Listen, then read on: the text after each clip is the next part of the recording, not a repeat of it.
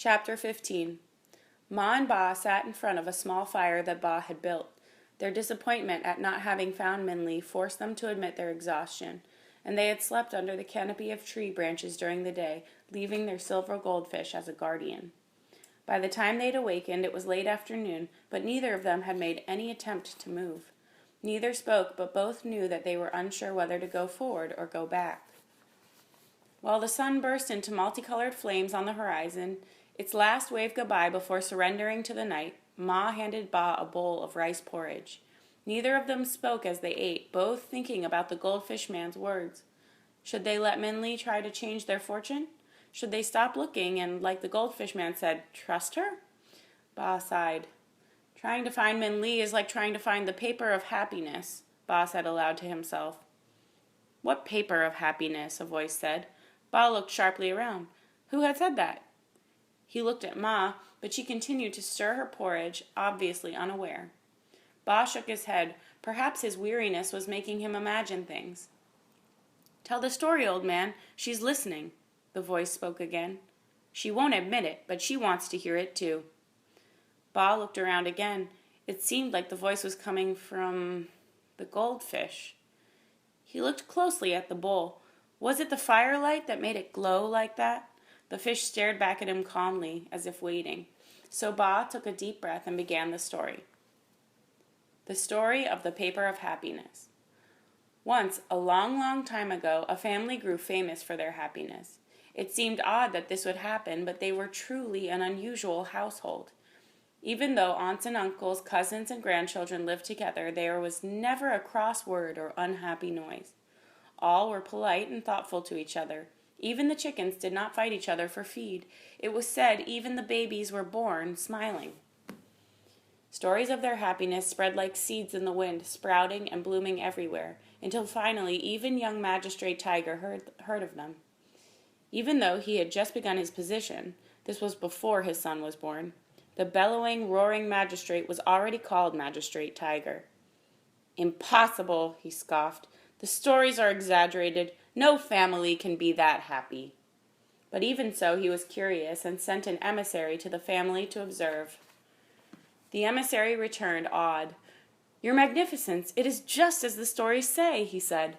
I observed the family for a full moon, and not one sad or angry word was even whispered. The adults are loving and faithful, the children are gracious and respectful, and all honor the grandfather with an esteem that rivals the gods. Even the dogs do not bark, but wait patiently to be fed. The family circle is one of complete harmony. That's impossible, the magistrate said, astonished. But as he thought about it, the more he began to wonder. What was the secret that the family had? They must have some magical charm or hidden knowledge, and this began to irritate him. He began to covet the family's happiness. I am the magistrate, he thought. If there is a secret to happiness, I should have it. So he called his emissary to him and presented him with an empty, heavily encrusted chest and a company of soldiers. Return to the family, Magistrate ordered, and tell them that I want the secret of their happiness put in this box. If they do not do so, have the soldiers destroy their home.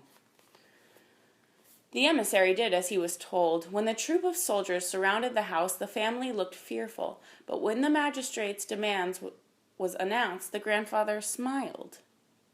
That is easy enough, he said, and he had the trunk brought into the house and returned in moments. It is done. I've put the secret of our happiness inside the box, he said, and you may take it. We hope it serves our magistrate well. The emissary was slightly surprised at the ease of his task, but could find no objection, so he turned the soldiers and the box around and began to travel back to the palace. The emissary knew the magistrate would be impatient for his return, so the soldiers marched through the night, with only the light of the moon to guide them. The treasure box, lying on a platform carried by 4 men, seemed to glow. However, as the ground grew rocky and steep, a sudden wind blew, and the mountain itself was yawning. One of the soldiers stumbled in the rising dust, and the box crashed to the ground. The lid of the box flew off, and like a freed butterfly, a single sheet of paper fluttered out. Get it! The emissary shouted at the soldiers. Don't lose the secret! but despite his yells, the paper seemed to be able to escape the soldier's flailing arms. One soldier almost caught it, his very fingertips touching the page, but another sudden wind burst through the air and stole it away. Silently, the emissary and the soldiers watched the paper lift higher and higher in the night sky until it overlapped the moon and disappeared. The emissary had no choice but to return to the palace with an empty box. As he relayed the story, Magistrate Tiger, not surprisingly, was enraged. "You lost it? It was a paper?" the magistrate roared. "What was on it?" "Your Magnificence," the emissary trembled. "As I felt the secret was for your eyes only, I did not read the paper before it was lost. However, it was in the air. All I could see that was there was a single line of words." "What did the line say?" the magistrate demanded. "I don't know, magistrate," the emissary said, "but there was one soldier who almost caught it and was closest to it. Perhaps he was able to read the line." So the soldier was called in, and very humbly did he bow. He was little more than a boy, and had only recently joined the magistrate's army from a small, poor, faraway village. "You," the magistrate said, "you were the only soldier close enough to the paper to read the line. What did it say?" The boy flushed, and his head touched the floor as he bowed again.